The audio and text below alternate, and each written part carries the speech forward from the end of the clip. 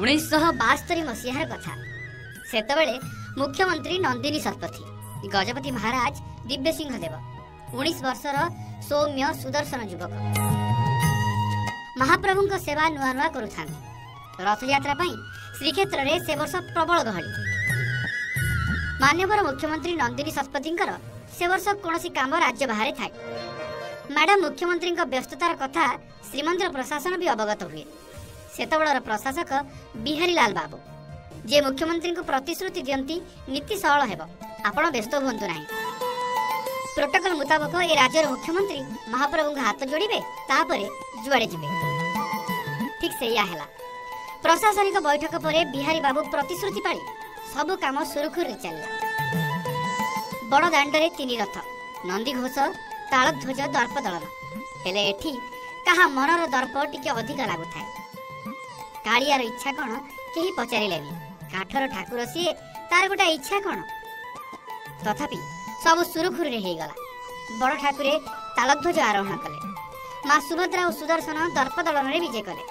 एथर पाली पड़ा कालिया साहंतर। अपूर्व ठाणी रे बड़दाण्ड को विजय करुथांती प्रभु। आनंद बजार डेइले 22 पहाच छुईले। किए कांदु थाए तो किए गाड़ी देउ थाए। जावतीय दुख जावतीय आनंद पाई आम ओडियांकर केवल गोटे ना आम कालिया सुना। बाबू मणिमा ठारू आरंभ करी तू ता रेरा सबु संबोधन रे सी भारी आपणार लागे। जियंता दिय सी अवश्य एक कथा काहू बुझिब से समय प्रशासन। डगडग होई माड़ी चलिले महाप्रभु। चारमाळ भी चढ़िले। घंटा देखी उल्लसित हेउथांती प्रशासक। मैडम को काम हे जिवो। फ्लाइट टाइम रे मुख्यमंत्री पहुंची जिवे। शाबाशी भी मिलिबो। हुए तो से एया भाबिथिबे। महाप्रभु चारमाळ चढ़िले।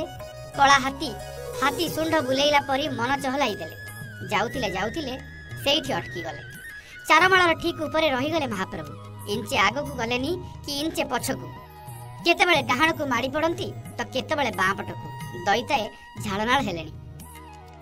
प्रशासकଙ୍କ घंटार घंटा साई साई हे बुलुथाए। समय गड़ी गड़ी जाउथाए। सेपटे फ्लाइट टाइम भी हेई गलानी। हेले से बुझी नथिले समय आम कालिया शांतଙ୍କ पाखे हारिची। ये परा समयातीत ठाकुर दियंकु छाड़ी दैताए आसी पारु नथांती। किए पिठिरे तो किए काखरे अटकाई रखंती तांकु। कथारे अछि ना 7 गोटी पर्वतरु अटंती जे गरु नाम बही छंती जे अचल महामेरु।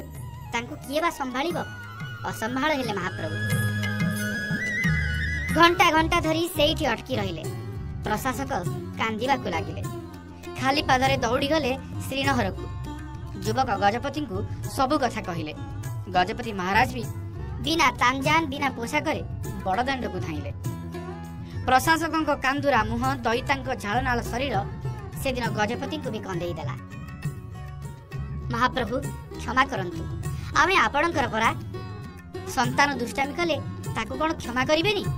गजपति भावांतर हुए तो से दिन एया ही थिबो। नीति सरल करिवार अहंकार विमोचन होई सारी थाए। आकाश भी से दिन फर्चा लागु थाए। समस्ते पाद तले पड़ी थांती। ठाकुरे छाए उठी गले। हरिबोल पड़िला, हुड़हुड़ी पड़िला। कालिया सुना सिंहासन को उठीगला। रसी को डोर रे बंधा पड़िला। सेई दिनठू ए जाति बुझीगला कालिया पाखरे मु शब्द नाही।